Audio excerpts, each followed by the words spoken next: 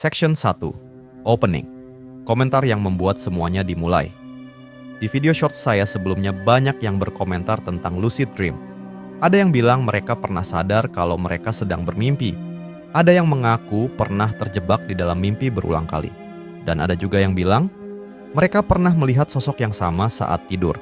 Awalnya saya pikir itu cuma cerita internet biasa. Tapi semakin saya membaca komentar-komentar itu, semakin muncul satu pertanyaan di kepala saya. Bagaimana kalau lucid dream sebenarnya jauh lebih misterius dari yang kita kira? Dan mungkin itu juga alasan kenapa topik ini terus membuat manusia penasaran selama ribuan tahun. Pernah nggak sih kalian sadar kalau kalian lagi mimpi?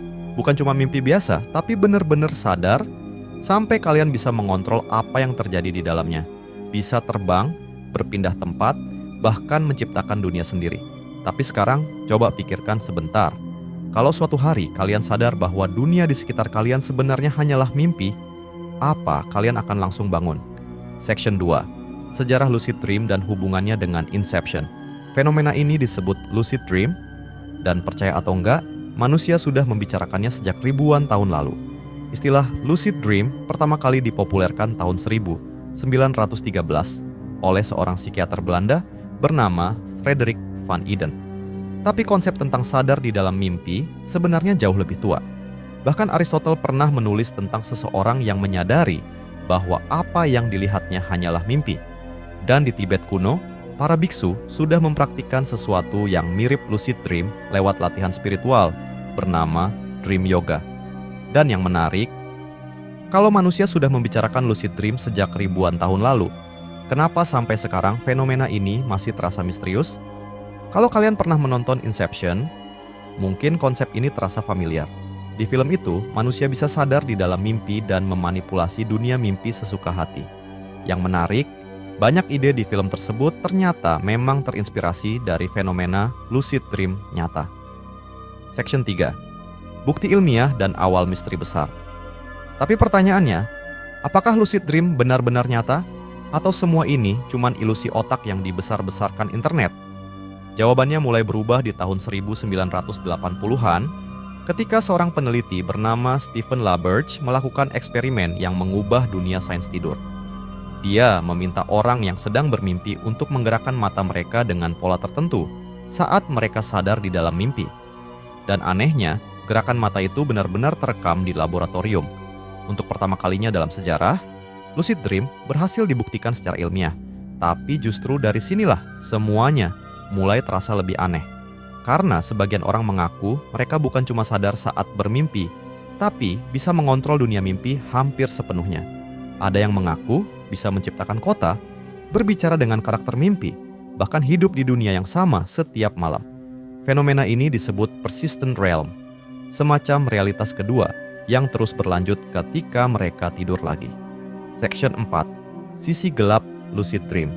Sekarang bayangkan ini, kalau kalian punya dunia sendiri di dalam mimpi, tempat kalian bisa menjadi siapa saja dan melakukan apa saja. Apa kalian masih ingin kembali ke dunia nyata? Dan kalau dipikir-pikir, konsep itu mirip banget dengan dunia mimpi di Inception. Semakin lama seseorang berada di dalam mimpi, semakin sulit membedakan mana realitas dan mana ilusi. Kedengarannya keren, tapi juga sedikit menyeramkan. Karena ada orang yang mulai merasa dunia mimpi mereka lebih menyenangkan daripada dunia nyata. Beberapa psikolog bahkan mulai membahas kemungkinan adanya dream addiction, kecanduan terhadap dunia mimpi. Dan mungkin pertanyaan paling menakutkannya adalah, kalau di dalam mimpi kalian bisa hidup tanpa rasa sakit, tanpa tekanan, dan tanpa batas. Apa kalian benar-benar ingin bangun? Dan sisi gelap lucid dream nggak berhenti di situ. Banyak orang melaporkan pengalaman mengerikan bernama false awakening. Jadi kalian merasa sudah bangun tidur, berjalan di kamar, cek HP, bahkan menjalani pagi seperti biasa. Lalu tiba-tiba sadar kalau kalian ternyata masih bermimpi. Bayangin kalau itu terjadi berulang kali. Kalian bangun, lalu sadar masih mimpi. Bangun lagi, masih mimpi.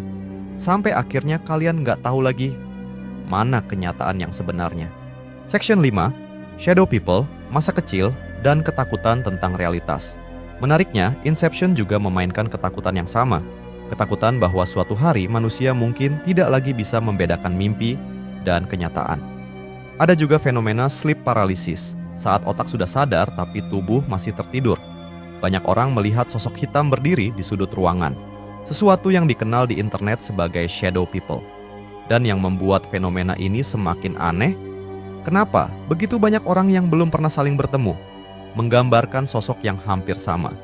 Sains menganggap itu efek otak yang setengah sadar. Tapi sampai sekarang, pengalaman itu masih terasa terlalu nyata bagi banyak orang. Yang lebih menarik lagi, lucid dream ternyata lebih sering dialami anak-anak dan remaja. Semakin dewasa, pengalaman itu biasanya semakin jarang. Peneliti menduga karena saat kecil, imajinasi kita jauh lebih aktif dan otak kita belum terlalu terikat oleh logika dunia nyata. Mungkin itu juga alasan kenapa mimpi masa kecil terasa begitu aneh, tapi juga magis. Section 6, Ending Eksistensial. Dan mungkin itu juga alasan kenapa ending Inception terasa begitu mengganggu.